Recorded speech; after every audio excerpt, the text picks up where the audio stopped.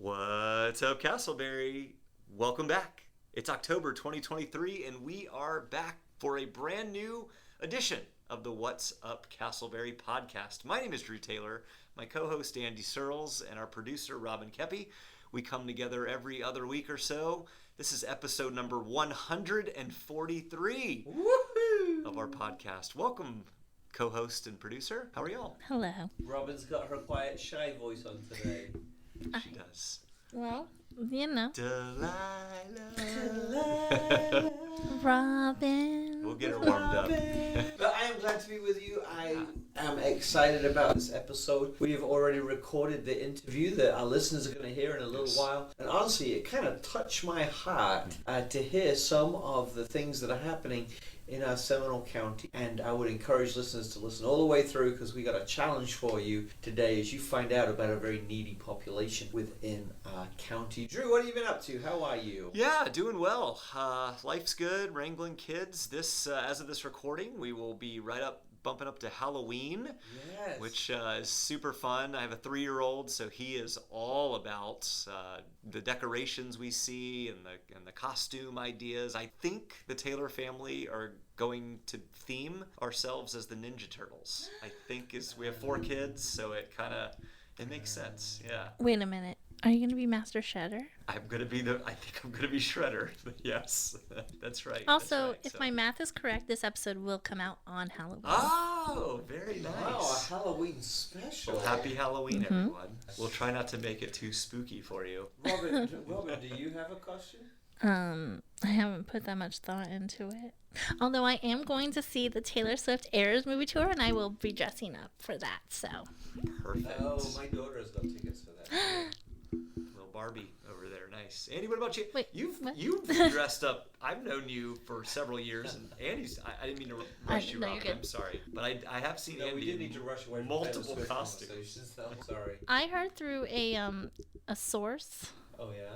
I mean, it was a while ago, so I don't know how true, that maybe not you, but your church was going to be Super Mario Brothers at some trunk or treat. I don't know. I'm just the leader. I just show up. I do know that we are going to participate at the Casselberry Elementary trunk or treat. Oh, fun. And maybe that's where we're going to be the Mario. That might be it. Where did you hear that rumor? I know people at your church. Oh, all right.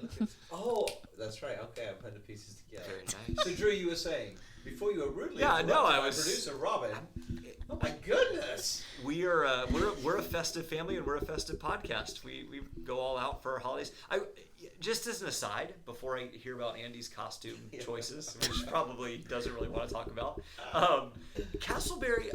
I will say, having lived in Casselberry for several years and just served and been around, Casselberry goes all out for Halloween.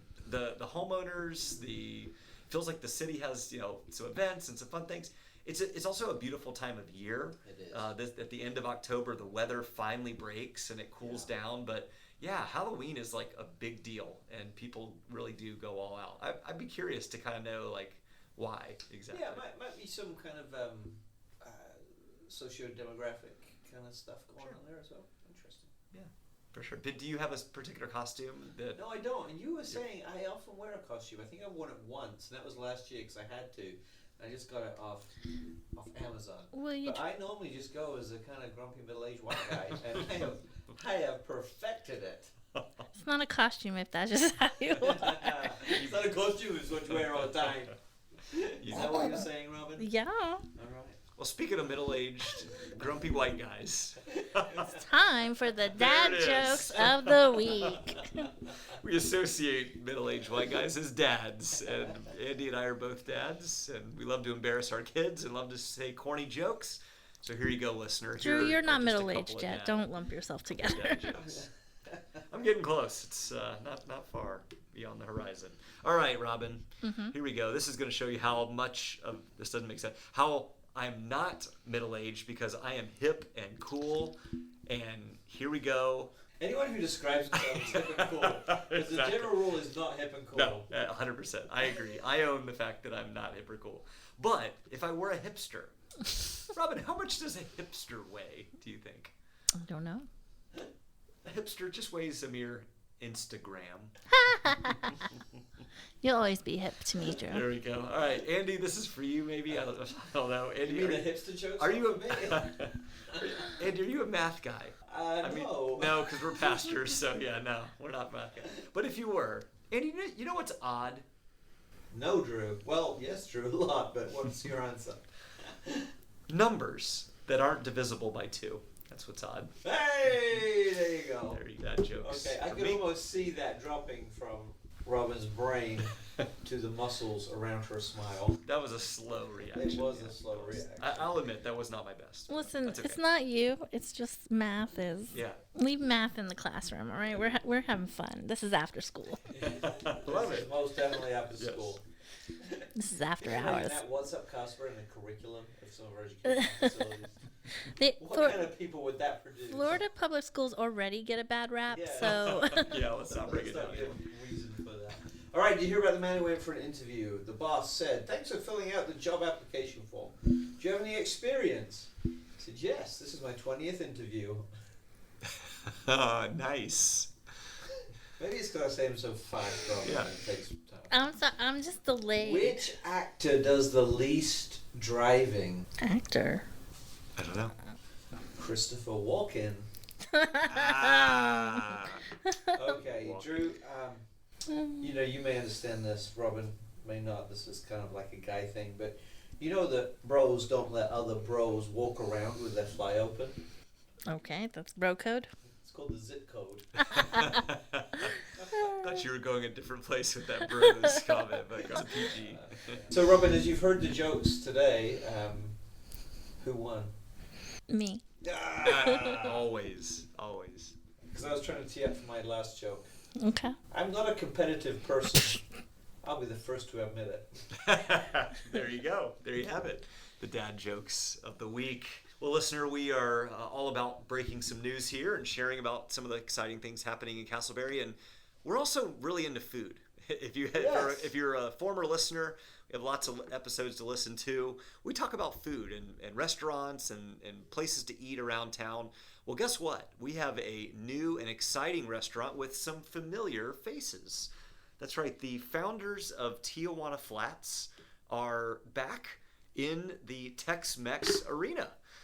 They are opening a new restaurant in Casselberry called Big Taco. Big Taco, and I'm not gonna lie, just the name alone intrigues me. I'm sure I will check it out.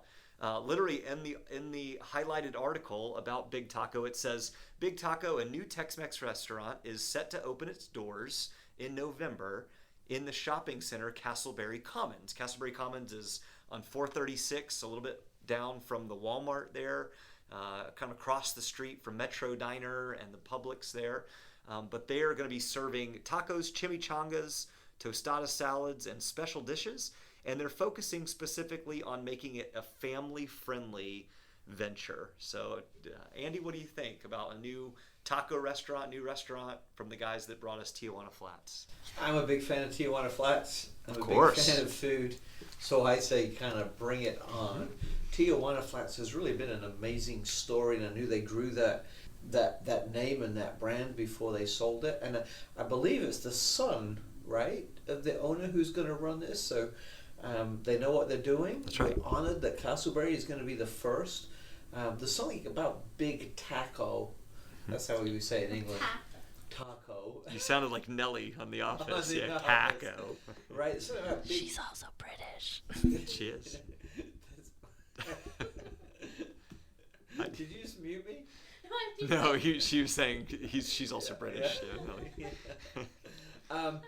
There's something about that name, Big Taco, that kind of like feels manly and messy. It does. Right? It does. Yeah. Yeah. And so, Meaty. Yeah. It fills you up. I can kind of guess their demographic, and I'm probably right in the middle of it. So. Beautiful. Perfect. So bring it on. Is it open already, or is it soon? It's I believe it said November. They're Okay. going to open next month. So between there and then the Tino's Bakery on 436, the other direction, Yeah. the Puerto Rican bakery. We got some stops to make on the What's We Up do, and then Casselberry tour. Cheddar's. And Cheddar's breaking ground here and soon. hopefully the next couple of years, BJ's with their free sample giveaways. There you go. Fantastic. Lots of exciting things happening in the food industry in Casselberry. Did you guys know that Casselberry has a new vegan restaurant called V's Vegan Diner? V's Vegan Diner. No, where's that located? It's in the same plaza as Ollie's and Wa Sushi. Right by Buffalo Wild Yeah, it Wings. used to be a pop-up cart, and now it is in like downtown Orlando. Now they have a permanent location in Casselberry. And now you've been educated. Fantastic. All right. Well, we'll be back with our very special guest in just a moment after a short break. Are you looking to be part of something bigger? A community that fosters growth, prosperity, and support? Look no further than the Casselberry Chamber of Commerce. Since 2003, we have been dedicated to promoting the prosperity of the greater Casselberry community. But we don't stop there. We are proud supporters of local entrepreneurs, offering scholarships to high school graduates, making donations to food pantries, art programs, local schools, and more. We are not just another division of a larger organization or run by big businesses. In fact, 85% of our membership is comprised of small businesses with 35 employees or fewer. As a member, you'll have access to numerous networking functions and opportunities for personal and professional development, from monthly business luncheon with inspiring speakers to women networking luncheons, ribbon cuttings, and business after hours. We have something for everyone. And check out our annual events, including golf and kickball tournaments and food and wine festival. There's always something exciting happening at the Casselberry Chamber. Join us today and become part of the Casselberry Chamber family. Together, let's make the greater Casselberry community an even better place to live, work, and play. We are here to create value for our members and help your business thrive. Visit CasselberryChamber.com for more information. Listeners, welcome back to our favorite part of the show, where we turn the spotlight on someone who is doing something amazing in Seminole County. And we have such a person today, my friend, and probably yours, because you have seen him around town. He seems to be everywhere that good things are happening. His name is Chris Ham. He's from the Sanford Rescue Mission. Welcome, Chris. Thanks, Andy. Thanks, Drew. I don't know about good guy, but we'll see. You are a good guy. At least that's what your agent paid me to say. So. All right, Chris, some icebreakers to get going. If your life were a book, what would the title be for the chapter that you are living right now? When you wake up, who knows what's going to happen today? Okay. Can you give an illustration, an example of that? Well, you know, we're the only homeless emergency shelter in Seminole County. We manage over 120 beds every day, and you just never know what's going to happen. I'm also the father of 3 kids, 2 of which are teenagers, and one's a preteen. Again, you never know what's going to happen every day. Well said. Well said. And you were saying off the air, you're kind of at an age of life where you're like sort of waking up. How do I feel today? And you're wondering what's hurting today. Yeah, exactly. And you wake up and you go, what's going to hurt today? There you go. Beautiful. We're going to hear all about your line of work and the good you're doing in our community in a minute, serving as a hero to truly many that are in need. Who was your childhood hero, Chris? You know, my childhood hero, this sounds trite, but it probably had to be my parents. Yeah. My mom and dad They really... did a good job. They did, though we have a family joke that you have to be careful what you pray for, because my brother and sister are 10 years older than I am, and my parents prayed hard for me, and as my parents' friends all growing up said, be careful what you pray for, because Myrna and Norland, my parents, prayed for a child and they got Christopher. But my parents really modeled a life of kind of hard work and service. We grew up in a middle-class family, but my parents really were super active at our church growing up. They were super active in our community, really giving of their time and always looking to help others. And so I really appreciated that, and I think that resonated with me growing up. That's good. That's a great answer to honor your parents. Let's talk about the rest of your family. And I want to give you an opportunity to brag on them a little bit. You mentioned the 3 kids, a lovely wife. I do. Introduce them to us by bragging on them and telling us something that each of them does really well. So I have 2 boys in high school, and they're in the marching band, and they're both really good musicians, and both of them are a lot smarter than I am, and especially in math and science. They come home, and I'm just like, I got no way to help y'all. I got nothing. So it impresses me that at 14 and 15 years old, some of the work that they're doing these days just blows my mind. So that's my 2 boys. They're at Lake Brantley. They're in the Marching Patriot Band. And then my daughter is a 5th grader, and she has type 1 diabetes. And she is, I'm going to call her a warrior. This little girl gets 5 to 6 shots a day of insulin because as a type 1 diabetic, you can't produce insulin. So in order for her to live, she has to get insulin. And so she was diagnosed like 2 years ago, year and a half ago, and she's a trooper and a champion with it. And every day is a different fight. So she's kind of my hero. I probably should say that she is. But so she is and my kids are. And then my wife, bless her heart, tries to keep up with all of us. And that is a saint She right must be there. a saint, yeah. She is a complete saint. This year is better because we only have 2 schools. But last year we had 1 in elementary, 1 in middle, and 1 in high school. And we had no idea who was on first, what was on second, and different activities. And so at least the boys are a little more standard right now. That's good. Well said. I feel like I know your family now. And could How would they brag on you? Oh, good question. They wouldn't. They wouldn't.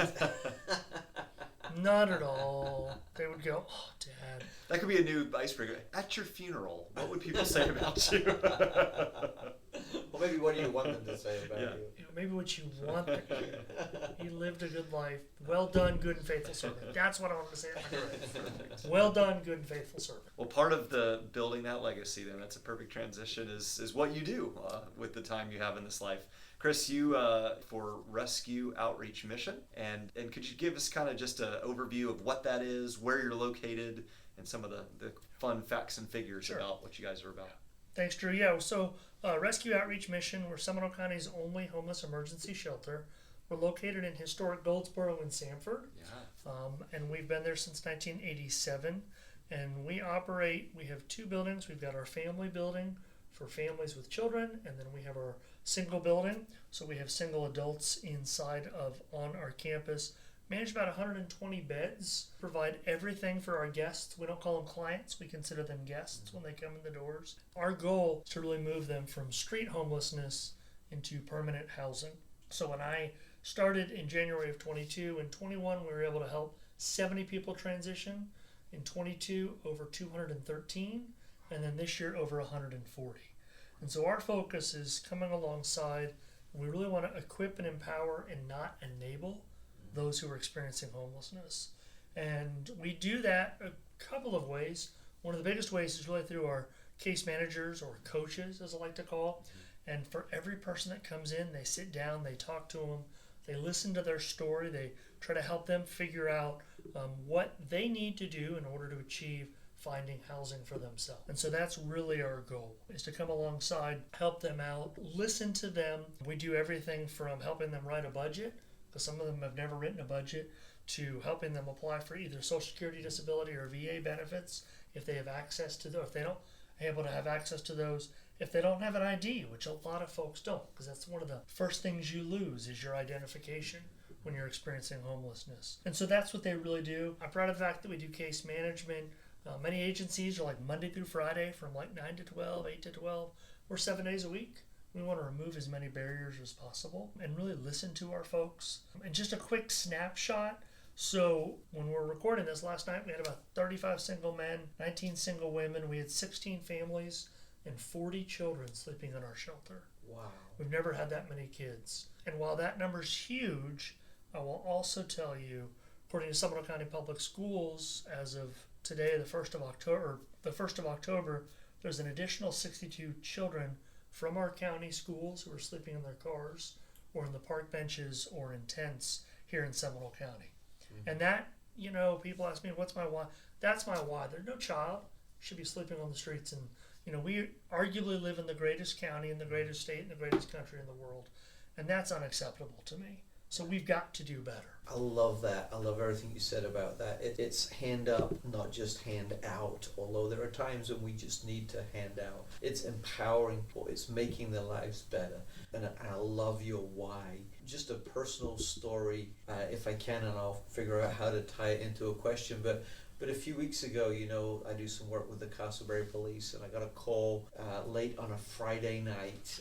Mom had been arrested, 3 or 4 kids under 16, nowhere to stay. They were living in a camper, but the police had to take that because it wasn't safe. And I was able to call you up. And even though this family didn't meet exactly your criteria because of your heart to care for kids, I got to load them up in my car, take them to your place. Your team just took good care of them and helped them get on their feet as well. So I love your why, and I love how you are fulfilling your in so many ways. You've been at the rescue mission a year now. What are some of the things that challenged and surprised you over this last year? You know, when you've met one person experiencing homelessness, you've met one person.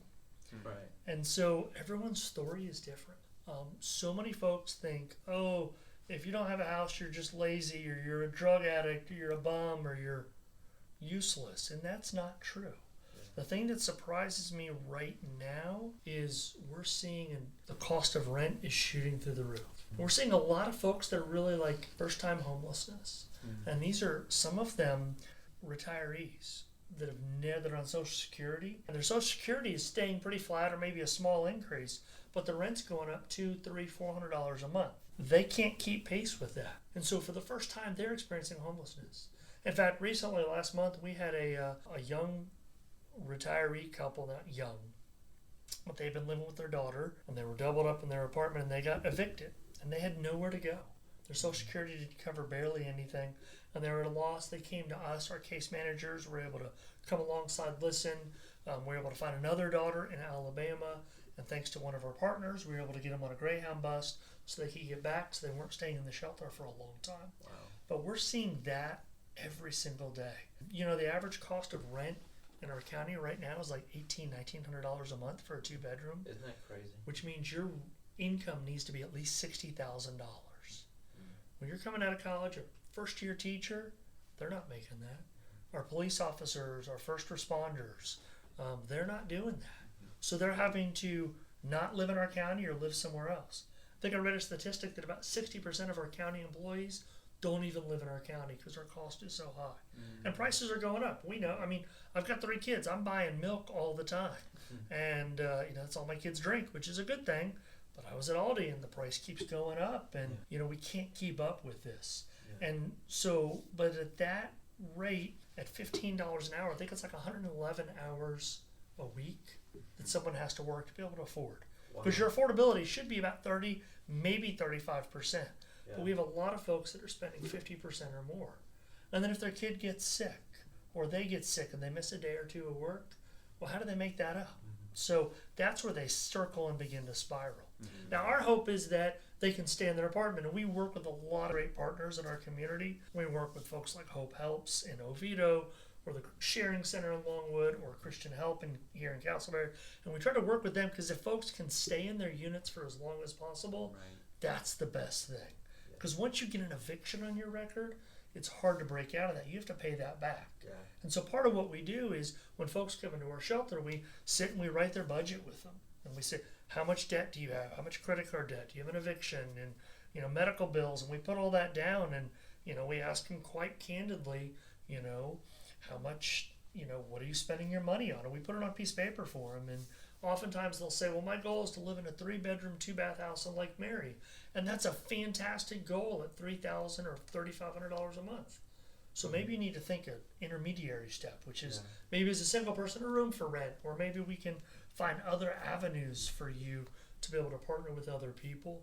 But the surprises are just that you've met one person, you've just met one person, and to listen to their story, because there, but the grace of God, go any of us sitting around this table right now. Yeah, that's, as I hear you sharing, that's really the sense I get, is that every person has a story, and every person has kind of unique circumstances that created the environment that they're in. You guys are obviously trying to respond and help to the immediate needs. Chris, I want to lean in a little bit more maybe to some of the trends that you're noting with you talked about the uptick and just cost of living, et cetera.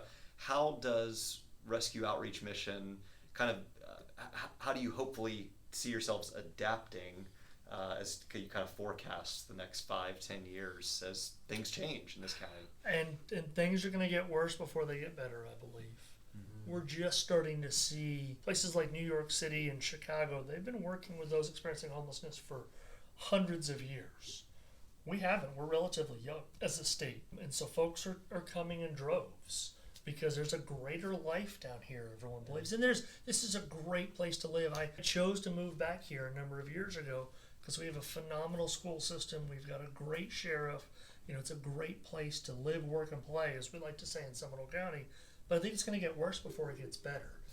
There's just a true lack of attainable or affordable housing for those that are living kind of on the margins and on the lower level of the socioeconomic. So what we're doing is we're really prioritizing housing first, which is the HUD model. It used to be working with those experiencing homelessness. You would spend lots of time trying to fix all of their issues and get everything taken care of. And so I was talking with someone soon after I started at ROM, or Rescue Outreach Mission, and she was running a shelter in a different state. She told me the story, and she mentioned that she had a young mother she was working with a couple kids, and they had been working with them, and they were at the shelter for, I think, like 16, 18 months. They got her a job right down the street, got her involved in a local faith community, got her kids in school, and everything was going, and mental health, and got her on a good path.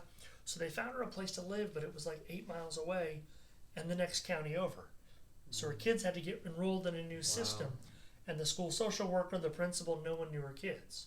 So when her kids acted up, they didn't know the trauma these kids had experienced by being homeless. When you're a child and the trauma that's involved with experiencing homelessness is just, it's unlike anything else. And there's lots of studies that show how developmentally challenged these children are who are experiencing these traumas. So her kids got in trouble, and then her car broke down, so she couldn't get back to her job, and her faith community was a different county, so all of a sudden she ended up back in the shelter. So the idea behind Housing First is, rather than wait 16 months, what if they were able to, within 30 or 60 days, get that family into that place that's attainable, and then surround her with services, get her connected to a faith community, get her connected to an agency that might be able to help out, get the social work in that area, and find her a job right around in that area. So that's one of the things we do. When we get someone placed over in Oviedo, Winter Springs, we connect them to Hope Helps. And in Longwood, Casselberry, Sharing Center, or in Apopka, Loaves and Fishes, and up in Volusia County, we connect them to the Neighborhood Center or other places where they can continue to get that help and come alongside that we may not be able to offer, because we don't want them coming back. That's our goal. We're also a shelter of last resort. And the longer folks can stay, the better in their units. But once it's hit that last resort, that's when we stand in the gap and Raleigh try to come alongside. This conversation's a little bit like drinking from a fire hose, Chris. And I need to go back and listen to it again. And listeners, I would encourage you to do that, because you're dropping some big news on us, right?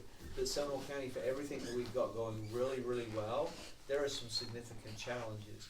And you're looking to address them in some very thoughtful, systemic, long-term ways. I received a call actually on the way over here from a single mom that I don't know. She got the number from my church. She's struggling to pay rent. She's got 3 kids at home, single mom. Her rent was $1,100. I couldn't afford to pay all of it. I offered to pay a little bit on the condition that she would get guarantees on the rest of the money. Otherwise, I was just going to be giving the money to her landlord, and it wasn't going to be helping her, right? And as I was listening to her story, I had great sympathy and empathy, but I also had this feeling of limitedness, like, I don't know how to help you, man. But I realize it takes a whole community to fight this community's problem. What would you say to people like me in that situation, or even just those who are listening, who are hearing the stats and thinking, oh my goodness, this is crazy that it's happening in our neighborhoods, I want to get involved. How do people get involved in becoming part of the solution? Great question. I love to hear that you say partnering, because I think that's so important, that you're trying to help this young lady and her kids partner. Absolutely. We're really fortunate. Seminole County Public Schools has a great program called Families in Need, or FIN. And I love the work they're doing. That's Assistant Superintendent Elwood is there, and then Jillian is the director of that program, and she's just a rock star. I was speaking to a Leadership Seminole last week about this, and they just really do a great job. So there's resources there. So make sure that family's plugged into FIN. And Amy's class. Yes, she's in the class. Finn was my go-to. Yep.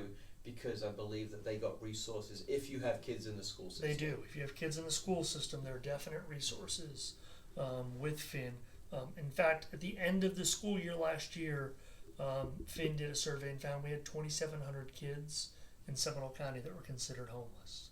Now, Finn defines Families in Need program, uses something called the McKinney-Vento Act, which you can Google if you want, but that is just not students who are sleeping in cars, but it includes shelters, motels, hotels, couch surfers, or double and tripled up. Yeah. So when I talk about the 62 right now those are true sleeping in cars and tents and on the streets. Well, not even couch surfing. It's interesting too because there are levels of this too, right? There's those who are actually homeless, there's those who are in that McKinney-Vento Act, but then there's this huge, much bigger group that's right on the edge. They're not homeless yet, but they're a paycheck away or a problem away. And it's going to take all of us to make a difference. It's absolutely going to take all of us working together. It's going to take the faith community. It's going to take individuals. It's going to take our county government all working together. The businesses. It's not something I don't think any one group can tackle. I think it's going to take all of us. I know it's becoming more of a priority. Like some of the chamber folks were having conversations around this, and so it's really important. And then one thing I really discourage people from doing is when you see a panhandler on the streets of Seminole County, I discourage people from giving panhandlers money. It's just not healthy for you or for them. The agencies like ourselves or some of these others can do a whole lot more with that $1 or $2 or $5 you're going to give them. You know, we're going to provide 80 to 90,000 meals for our guests this year at our shelter alone. We're going to provide tons of resources, case management, so we can take that couple dollars and go a long way, as can these other agencies versus the folks that are panhandling. You know, it's their constitutional right. They're allowed to panhandle. This is America. But I discourage you, and I know our sheriff's deputies discourage people from doing that also. Right, because that benevolent money that you want to help can go further if it's put in the right hands who are going to use it in terms of some strategic solutions. Robin's waving that we got to connect, but I want to keep going. I know. I saw the waves, so I was like, I'm trying to go through your list of questions. You are lighting a fire in me, and I hope that we're lighting a fire in our listeners, because in a county like ours, we should not have this kind of need going on. One of the things that you said was that partnership is crucial, right? No one organization is going to solve this on our own. No one individual is. No faith community is. So we need each other. And one of the things I love about you, Chris, is that you are at a lot of places around town, right? You are well connected because somehow you've learned how to connect with people. And I know this is a little bit off topic, but I think it's actually on topic, part of the solution. What are some secrets that you have found about how we can connect more with people and how we can start to build partnerships and collaborations that bring the change that is necessary? You know, I don't think, in my faith, we're not designed to be alone. Yes. We weren't created to be alone. We're created to be in relationship. I come from a faith background, so I believe it's the first relationship with my God, and then it's relationship with others. And can't solve this by yourself. You've got to just to build deep, authentic relationships with people and get to know, so you can pick up a phone call and know who to call at 9 o'clock at night. Or whenever it was. I think it was like, about that. Yeah. No, it's totally fine. It was 9 o'clock on a Friday night. It was, and I think it was at a football. I was at a Lake Brantley football game, actually. I was on the sidelines with the band, and I was jumping off to the side to help out, which totally fine. I don't mind doing. So, but I think it's just getting to know people and meeting them where they're at. You know, it's important. I mean, we've shared some meals, we've shared coffee. I think it's just spending time, breaking bread together, getting to know, listening to people's stories, hearing what their passions are, and trying to connect people to what their passions. And their passion may not be working with those who are experiencing homelessness. Someone's passion might be something else. It could be education. So let's get them connected to our fabulous school system, or get them connected to our wonderful college at Seminole State. There are just wonderful folks there, or businesses, and just listening and just being with people. Our community, in order to find the solutions, need connectors like you, who builds a big table that invites everybody to come and sit around. And Chris, we sure are grateful for all that you and the mission does. As we wrap up, how can people connect with you, with the mission? Just a personal plug, I would love for them to talk to you and learn more about what's going on. I would also encourage them to give. It's not going to hurt any of us to give $20, $30, $50, $100 to help keep someone off the streets tonight. And your organization is well placed to do that. How do people find out about the mission more. Thanks. You can always find us at our website, romcfl.org. And I really appreciate Andy matching every donation that I'm receiving in the month of November. $20, man. Up to $20. You can cut that part out. I wish I could do more. It's on record for you. No, in order to connect with us, you can find us on our website at romcfl.org. We're on all the social media platforms on Facebook, Twitter, Instagram. It's X now, by the way. X. Sorry, I am old. I can't keep up with this stuff. We're on all the social media platforms. We'd love to talk with you. MySpace? I don't know what that is. Probably. You gotta remember, I was in college before the internet. And no, I would love to connect with you there. If you've got a group, I'd love to come. I'd love to come and speak in front of groups. Love to come and speak to your faith communities. And I love building, all faith communities. It's fun to come and speak and talk about the important work. And we do appreciate, we definitely can use donations at any time, especially as we're going into the Christmas, Thanksgiving season. It's a season of giving thanks for what we have and a season for giving. And so we'd love to be able to have folks come alongside and give and support and, help us out. We'd love to get monthly donors. I like to tell people, monthly donation of $83 a month, that's less than a meal for a family of 4 at Olive Garden. Yeah. And any one of us can really afford that. So that's what we try to encourage people to do. I love it. Chris, thanks for all that you do. Thanks for the difference you're making in our community. Thank you for what you're doing for the least and the lonely and the most vulnerable among us. We appreciate you and the work that you do. I have a great team. It's not me. I've got a great group of folks that are up there every day, 24 hours a day. We have staff that are caring and equipping and empowering, and we really believe strongly in respect, compassion, and dignity for every guest that comes to our place. Thank you, Chris. Man, I was deeply touched by Chris's comments and challenged by them, really, to know that so many school kids in our neighborhoods, in our community, in our county are going to bed without a roof over their head. That's something that if we all do a little, then we can make a big difference in. So thank you, Chris, for your work through the Sanford Rescue Mission. As we prepare to wrap up this podcast, I'd like to share a little bit of inspiration. Today coming from Abraham Lincoln. Abraham Lincoln, who said, among many other things, this: I do not think much of a man who is not wiser today than he was yesterday. I do not think much of a man who is not wiser today than yesterday. And Lincoln is reminding every one of us, challenging us, if you will, to learn something new today so that we can become better tomorrow. Tomorrow, not today, should be the best day of our life. Because what we learn today, what we receive today, what we gain today, as we put it into action, it becomes a leapfrog for tomorrow and all of our tomorrows.